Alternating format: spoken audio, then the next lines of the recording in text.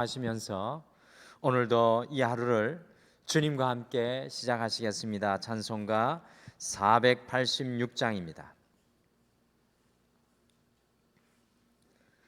찬송 486장입니다.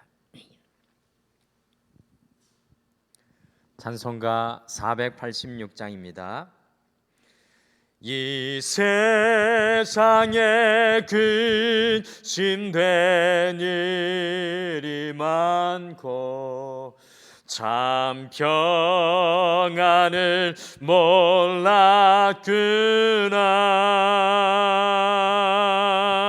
내 주 예수 나로라 부르시니 곧 평안이 쉬리로다. 주의 구원의 은혜로다. 참 기쁘고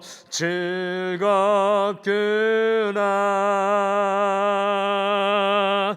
그 은혜를 영원히 누리겠네. 곧 평안이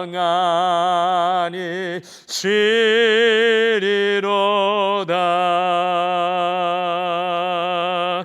이 세상에 곤고한 일이 많고 참 쉬는 날 없었구나.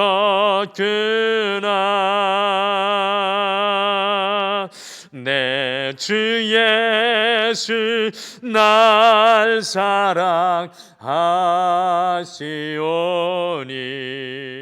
곧 평안이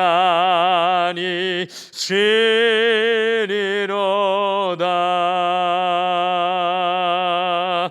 주 예수의 구원의 은혜로다. 참 기쁘고 즐겁구나. 그 은혜를 영원히 누리겠네. 곧 평안이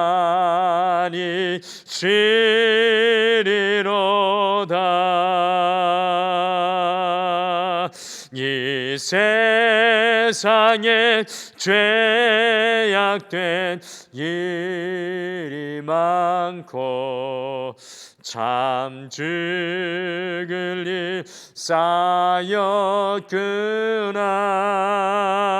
쌓였구나. 내 주 예수 날 건져 주시오니 곧 평안이 쉬리로다. 주 예수의 구원의 은혜로다. 참 기쁘고 즐겁구나.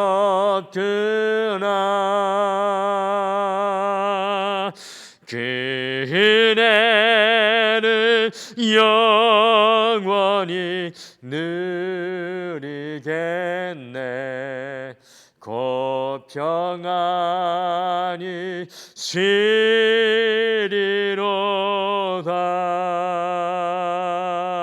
쉬리로다. 아멘. 우리 다 같이 기도하시겠습니다. 여호와의 은혜가 인생의 고난과 고통과 근심과 괴로움 중에서도 우리의 삶에 풍성한 줄 믿습니다. 주님, 우리의 닫힌 영의 눈을 열어주셔서 하나님이 우리를 둘러 진치고 함께하여 주시는 천군 천사의 은혜를 날마다 볼 수 있는 귀한 믿음을 허락하여 주시옵소서. 오늘 이 하루도 주님 우리에게 생명의 호흡을, 이 하루를 살아갈 수 있는 축복을 주셨사오니 주님과 동행하며 무엇을 하며 무엇을 말하고 무엇을 드러내야 할지 매 순간 매 시간 우리에게 알려주시옵소서. 오늘도 말씀의 진리 앞에 엎드리오니 우리의 인생 앞에 진리가 앞서가시며 주의 말씀이 우리의 삶에 나침반 되게 도와주시옵소서. 감사드리며 예수님의 이름으로 기도드리옵나이다. 아멘. 우리 하나님 말씀은 누가복음 17장 말씀입니다. 누가복음 17장 11절에서 19절 말씀입니다. 누가복음 17장 11절에서 19절 말씀 신약성경 125페이지에 있습니다. 누가복음 17장 11절에서 19절 말씀 우리 한 목소리로 다 같이 읽겠습니다. 누가복음 17장 11절에서 19절 말씀입니다. 같이 읽겠습니다. 시작. 예수께서 예루살렘으로 가실 때에 사마리아와 갈릴리 사이로 지나가시다가 한 마을에 들어가시니 남영 환자 10명이 예수를 만나 멀리 서서 소리를 높여 이르되 예수 선생님이여 우리를 불쌍히 여기소서 하거늘 보시고 이르시되 가서 제사장들에게 너희 몸을 보이라 하셨더니 그들이 가다가 깨끗함을 받은지라. 그 중에 한 사람이 자기가 나은 것을 보고 큰 소리로 하나님께 영광을 돌리며 돌아와 예수의 발 아래 엎드려 감사하니 그는 사마리아 사람이라. 예수께서 대답하여 이르시되 10사람이 다 깨끗함을 받지 아니하였느냐? 그 9은 어디 있느냐? 이 이방인 외에는 하나님께 영광을 돌리러 돌아온 자가 없느냐 하시고 그에게 이르시되 일어나 가라 내 믿음이 너를 구원하였느니라 하시더라. 아멘. 우리 그리스도인의 삶에서 감사를 마치 영화나 연극 속에 나오는 카메오 정도로 생각할 때가 많이 있습니다. 여러분들 카메오가 무엇입니까? 카메오는 연극과 영화에 아주 짧게 스쳐 지나가면서 등장하는 역할을 하는 인물을 말하는 것입니다. 이와 같이 감사가 그리스도인의 삶인 사랑과 믿음과 소망과 헌신과 예배와 기도의 삶 등에 밀려서 마치 잠시 등장하는 카메오의 역할 정도를 할 때가 많이 있습니다. 그런데 문제는 감사하지 않으면 결코 진정한 사랑을 하지 못합니다. 그리고 감사하는 마음이 없으면 우리가 어떻게 믿음을 끝까지 붙들 수 있겠습니까? 감사하지 않으면 어떻게 소망하고 감사하지 않으면 어떻게 예배하고 기도할 수 있겠습니까? 감사하지 않고 어떻게 우리 자신을 헌신할 수 있겠습니까? 그래서 영국의 목회자 존 헨리 조이스는 이런 말을 하였습니다. 감사가 동방되지 않는 덕목들은 모두 절름발이가 되어 믿음의 길을 가는 동안 계속 절룩거릴 것이다. 그러므로 감사는 신앙의 이 부수적 요소인 카메오가 아니라 감사는 신앙의 주연인 동기이며 감사는 신앙의 기초이며 감사는 신앙의 추진력인 것입니다. 그래서 감사는 우리 그리스도인의 삶, 곧 우리의 삶의 중심이 되어야 합니다. 오늘 함께 읽은 이 말씀은 10명의 문둥병자가 모두 고침을 받는 사건인데 여기에서 우리를 놀라게 하는 것은 10명의 문둥병자가 모두 다 고침을 받았지만 단 한 사람만 돌아와 예수님께 감사의 삶을 표현하고 있습니다. 오늘 말씀을 보면 감사는 삶의 확률이 겨우 10대 1입니다. 2000년 전의 사건이지만 오늘날 우리 인간이 살아가는 모습을 적나라하게 잘 보여주는 말씀인 것 같습니다. 그리고 또한 이런 사람을 향해 아니 우리 모두를 향해서 17절에서 예수님께서 질문하십니다. 그 9은 어디 있느냐? 다른 말로 하면 그 다른 9의 감사는 어디 있느냐고 예수님께서 또한 질문하시며 우리의 감사를 찾고 기다리십니다. 어떻게 주님께서 기다리시는 이 10대 1의 감사가 우리의 오늘 이 하루의 삶이 될 수가 있겠습니까? 첫째, 감사는 보는 것에서부터 출발해야 합니다. 오늘 이 하루 우리가 감사로 살아가기 위해서는 보는 것에서부터 출발해야 합니다. 같이 누가복음 17장 15절을 같이 읽겠습니다. 15절 말씀 같이 읽겠습니다. 시작.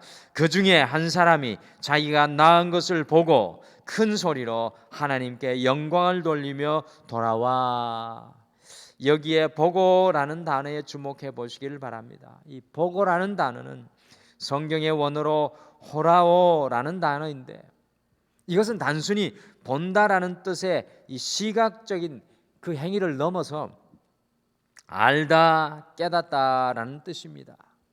곧 15절에 보고 호라오는 이 단순한 시각적 행위를 의미하지 않고 주의를 기울여 보다 혹은 눈으로 목격하다라는 그런 뜻으로 찾아내고 발견해내다라는 그런 의미입니다. 그러므로 여기서 자기가 낳은 것을 보고라는 말은 자신의 병이 치유된 것을 알았다. 즉 자신의 병이 누구를 통해 어떻게 치유된 것인지 정확하게 깨닫게 되었다라는 것입니다. 그래서 그는 그 자리에서 큰 소리로 하나님께 영광을 돌리고 달려가 주님 발 앞에 엎드려 감사하게 된 것입니다.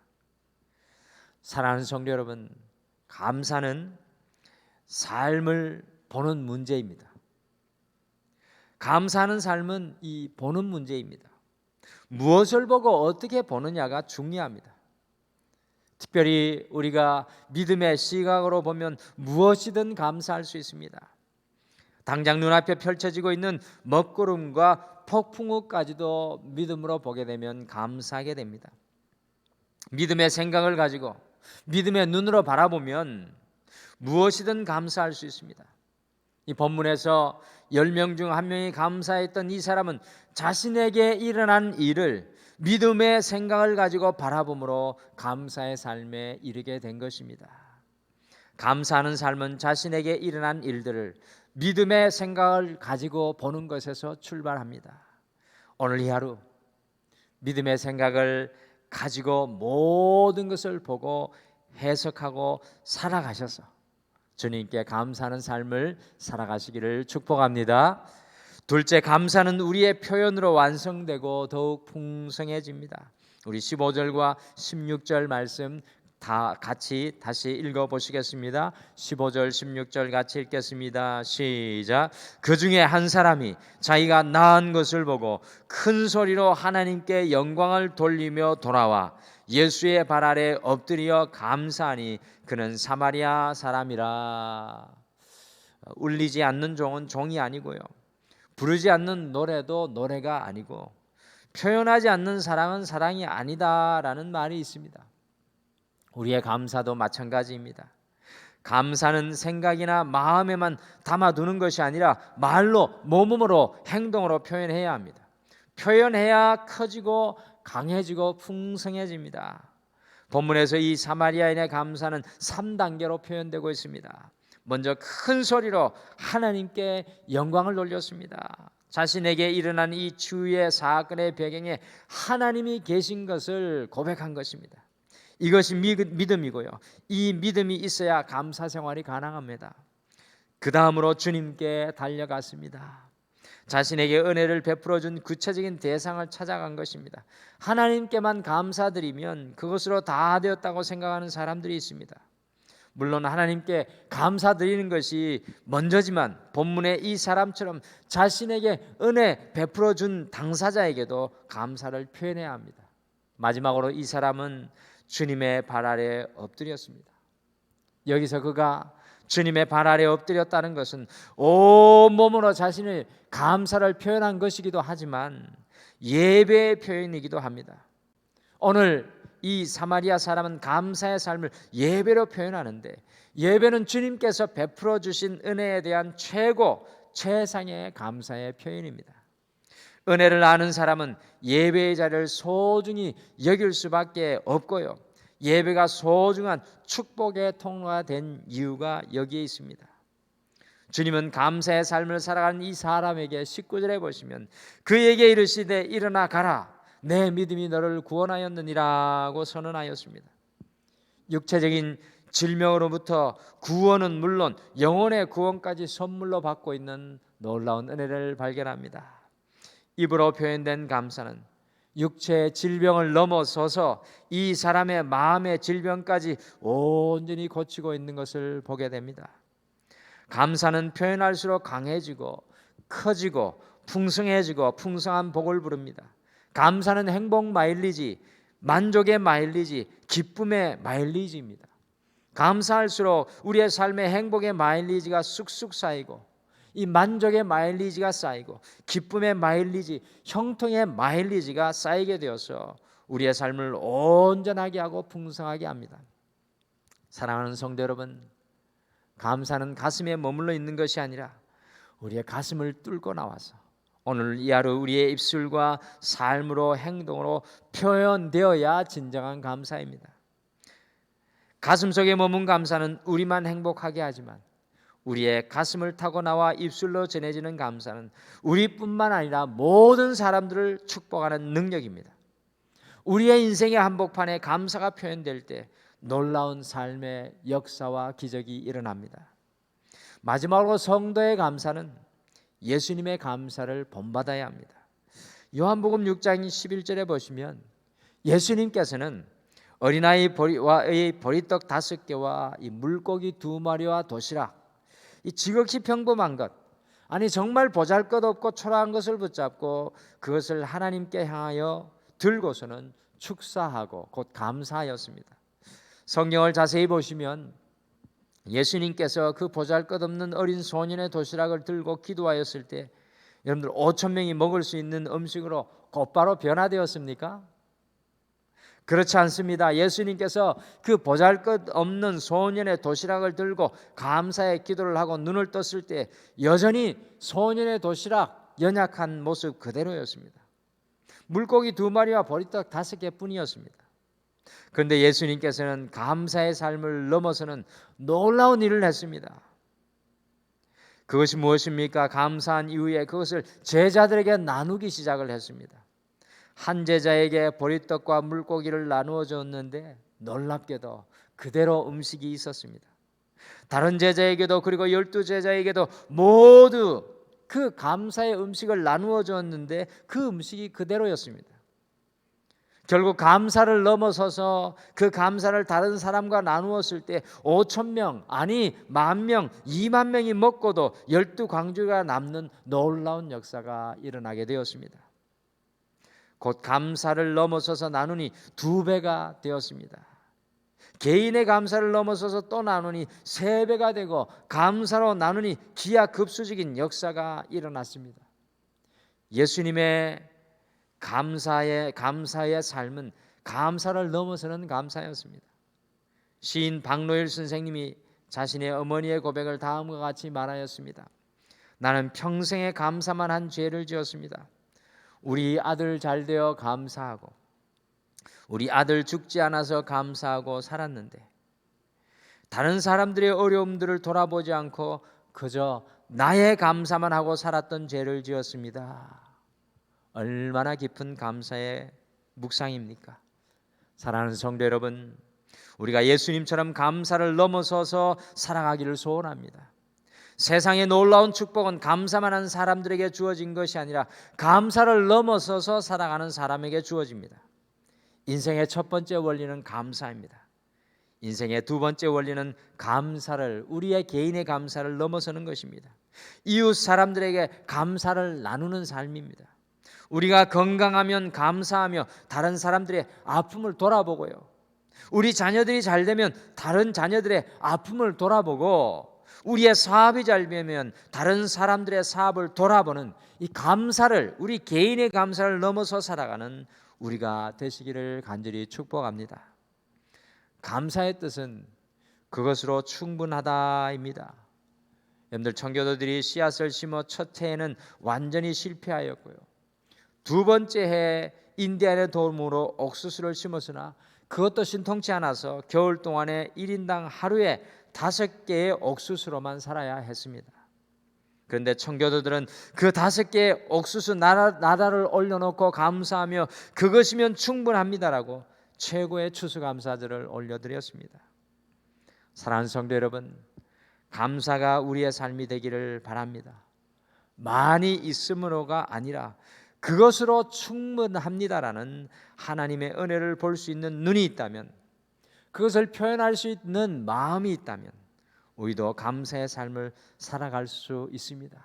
더 나아가 예수님처럼 감사를 넘어 우리의 감사를 많은 사람과 나눌 수 있는 오늘 이 하루 되시기를 간절히 축복합니다. 우리 다 같이 기도하시겠습니다.